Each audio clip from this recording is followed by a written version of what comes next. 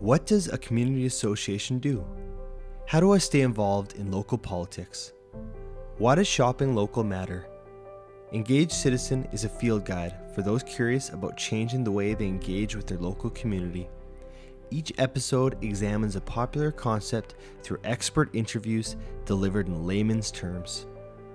Welcome to Engaged Citizen, an informative docuseries inspiring the next group of engaged citizens.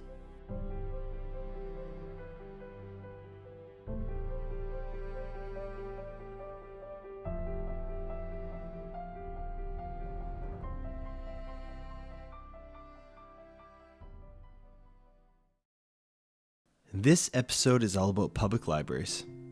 Today, we will take a deep dive into the role of a library in the digital age. In a changing world, the services libraries provide are growing to meet the diverse customers that visit them. Libraries are synonymous with education, as well as functioning as a social hub. These services and programs can translate to economic, social, and cultural development within a community. Call me old-fashioned, but I still use a library for borrowing books. I still get a warm feeling in my chest when I receive a notification that an item I put on hold is ready for pickup. In addition to my book borrowing, I have used the library as a pop-up office space and a peaceful place to work as a freelance creative. In the last 5 years, I have begun to take advantage of some of the more contemporary offerings available, such as different writers-in-residence or author-in-residence mentorship programs, which have allowed me to network and share work with critically acclaimed writers I normally wouldn't have the chance to rub shoulders with. I also discovered Canopy, the streaming service of thoughtful education, which many libraries provide monthly credits for. Seriously, if you haven't checked out Canopy, you need to. It's like Netflix without the filler, and has a great catalog of essential classic films, indie darlings, and educational courses. It's doubled as my unofficial film school and introduced me to things like French New Wave and Italian neorealism. Today, we're headed to the Lethbridge Public Library's main branch to have a look around and chat about some of these services provided. And now, let's meet our tour guide. Hello, my name is Jackson. I'm 9 years old. This episode is all about the Lethbridge Public Library. Let's head down there.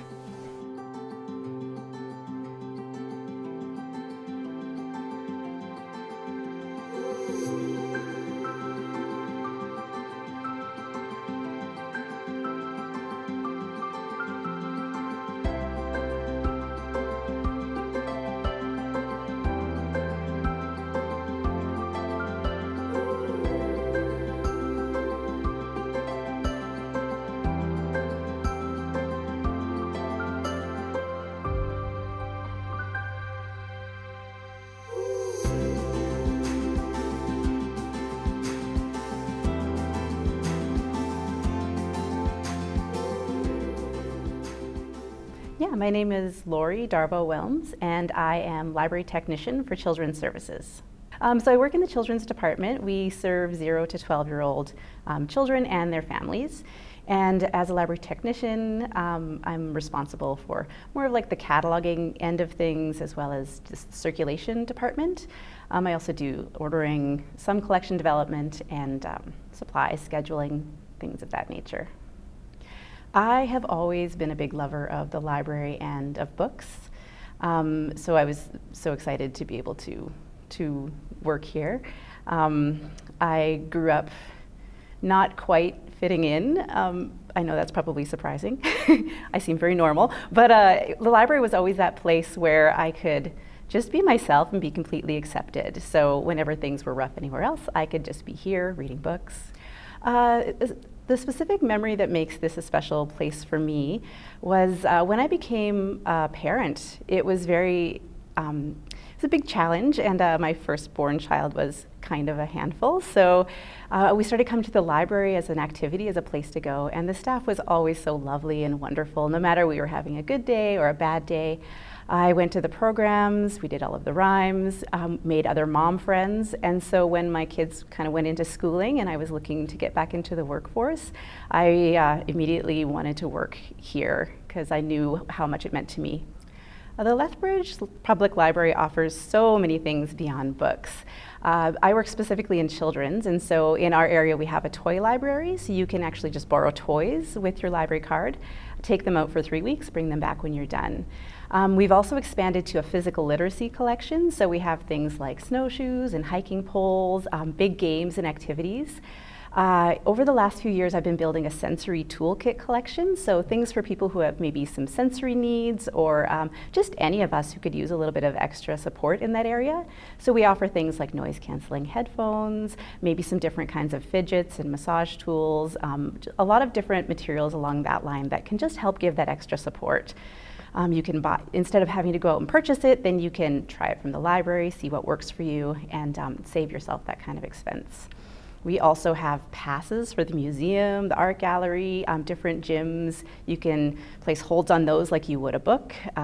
We have, you can enter draws to get passes to things like hurricane games and different other activities throughout the city. So there's so many more things than just books, ebooks, audiobooks. Well, our Lethbridge Presents is a very popular program. You can place the holds on things. We even have them for past Powder Keg ski area. So you can place a hold and get a family pass for a ski day. Or if you want to go to the museum or the art gallery or even the YMCA and other pools. So we can put a hold on that for you. And there can be a little bit of a wait, but it's such a good way for accessibility for people to try something they haven't tried before and do it at no cost. We have what we consider our core early literacy programs, and those are ones that are directed from 0 to 5-year-olds, and we break those up into smaller age categories. So we have ones for babies up to 18 months, and they're more bounces and rhymes and kind of snuggly songs. Ones that are a little bit more active for the 18 to 36-month range, and then a little bit more storytelling and activities like that for the up to 5-year-olds. We also want to cater to the older kids, so every couple of months we'll do a maker afternoon, and that'll be giving them some exposure to things like our tech kits, and they can come in and try those out for the afternoon. We do an art gala about 4 times a year, so all of our young artists 0 to 12 can bring in some artwork, then we can display it. We have a bit of an event trying to give kids a variety of different ideas of the different activities that are out there and give them a chance to try them at no charge. We also have a teen advisory group, so the teens actually get to direct the programming that they take part in. They do video games on the big screen, so they'll come into our space and play Smash Bros. Or Mario Kart, and they do board gaming and a whole bunch of different activities. They have book clubs, so something for everyone for sure.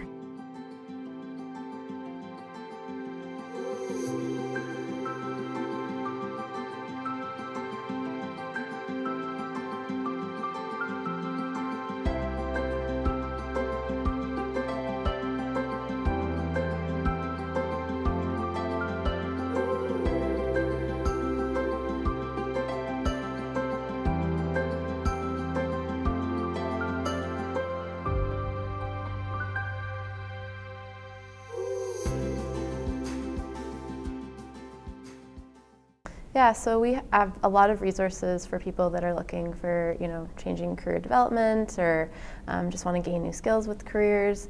We're lucky to have different online databases that people can go towards. We have one called Udemy that we recently got that has a lot of different courses that people can take. There's Excel, there's Photoshop, and people can take them at their own pace. If they do have a daytime job or something at night, they can take it whenever they have some free time, and then they get a certificate at the end that they can pass off to future employers. We have pretty big career sections in our library that we constantly are trying to add the newest materials, so that people can brush up on some interviewing skills or want to look at a different trajectory in their career and find some resources that way. And then we're lucky enough to also offer like the Read On program, which offers for newer people to Canada some opportunity to practice some of like the language skills that they might have. It's really important that we offer print services and computer access. A lot of people take that for granted in today's world, but especially as costs rise, more and more people are coming out to the library to access services, if it might be just to check some emails, check on their family through Facebook, print resumes. Especially right now during tax season, we get a lot of people that are coming in because they need to print their T4s and otherwise would have no other place to do it. I think we also, a lot of us now just are on our phones all the time and don't even have a computer at home and wouldn't have a printer either. And so people are coming into the library to, have that greater connection with technology. And then during the pandemic, we were lucky enough to offer portable MiFis that people can also take out for a week. And that's been hugely popular, especially in the community. So it lets people have access to internet in their own home for an entire week. So I know I've heard a lot of people say that for them, like to apply for jobs or to do an interview at home that they wouldn't normally have access to has been really beneficial. Yeah, so at the library for the ESL community, we're really lucky to have a program actually called Read On, and so that is their goal in that group is to provide resources for people, and so they do one-on-one tutoring. They have different classes, whether it be like language preparation for interviews or preparing for some of the tests that they might for citizenship. They also have like an entire library of their own that's all for ESL learners, kind of like we call them high-lows, where they're kind of like high interest material but maybe at a lower reading level so that they're easier for people that want to practice. A concept that I heard about for the first time a couple years ago and it got me really excited was the seed library. Can you talk about that a little bit? Yeah, so a few years ago we decided to include the seed library as part of just sort of something to do in the library. It was during the pandemic when we started it. We had started planning pre-pandemic, but we wanted to have something that was interesting to the community and that we thought could kind of bring community together. I think a lot of people want to be, more active and garden and grow their own fruits and vegetables and have flowers, but often it kind of comes at a barrier for people. And so if we can add that as a resource for people, then it was something that really excited us. And we had heard from other libraries that it was really successful in their communities. So we kind of just started small, bought, kind of like the basic herbs, a couple of vegetables, and put it out there for people. And I think within the first week we had completely given out all the seeds that we had. We were lucky enough to get some more, and it's just kind of grown in how many people are interested in it, and then getting people now to return seeds, because that's kind of our hope, is that we can build this self-sustaining model of every year we'll add our own seeds that we purchase, but that we want people to kind of bring back some seeds that they've harvested as well and kind of create this really big community resource that people can come in and look at. What does the library have lined up for kind of new ideas, services that you might be excited about? Yeah, so I think like all kind of organizations, the pandemic was hard for us. And so now that we're kind of coming out of the pandemic, the library is really looking at new ways that we can bring people back in and get them excited about the library, but also programming and resources in the community. So one thing that we're kind of really focusing on, I know in adult services, is kind of like these bigger community events. So every month we're kind of going to do a bigger event to get people kind of out into the library.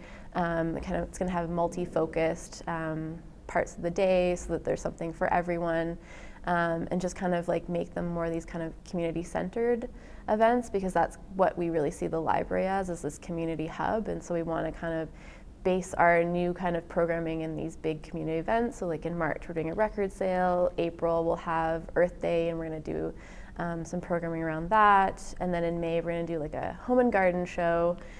So those are kind of what we've got coming up in the next little while.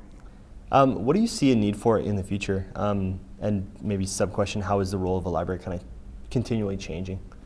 The role of the library is always changing, and there's definitely so many different needs we can be filling going forward. I think that a lot of libraries are moving into things like maker spaces and repair cafes, expanding the idea of lendable collections to include things like tools and items that you wouldn't need to use on a regular basis. Especially going forward, thinking about sustainability, thinking about that kind of sharing culture. I mean, we've been doing that forever in libraries, sharing what we have at no charge, but thinking when you want to go into the future, owning less things and that sort of cycle of things where you buy it and instead of repairing it, we don't know how anymore, so we don't have that opportunity. So having a repair cafe where you can come into a branch of the library and use a maker space to learn how to have those skills, I think it's a great way for libraries to be moving into in the future. And when you say, can you just clarify when you say makerspace, kind of what that would entail? We don't have one of those here yet, hopefully one day, but it can be anything from 3D printers and other kinds of technology that most people wouldn't have accessible to them, editing tools. Some makerspaces have things like jewelry making, sewing machines, sergers. So it can really be a little bit of anything, depending on the direction that particular library wants to go and maybe where their funding comes from. Often it'll be a space that's set aside where people can come in, either drop in or specific programming around that idea. Actually, the only other thing I wanted to mention is that we are really trying to move into our diversity, equity, and inclusion kind of thinking. And part of that is accessibility. So we've really been working towards more accessible services, particularly for neurodiverse individuals. So I did mention our sensory toolkits that we lend out, but we also have developed a small sensory room in our area where it is low lighting and comfortable seating and different fidgets you can play with. We also do a sensory browsing hour where we turn down the noise a little bit for an hour a week so people can browse with a little bit less external stimulation. And then we bring out sensory kits during that time just to allow that calming activity and just really trying to support bringing more accessibility to all sorts of people within the branch.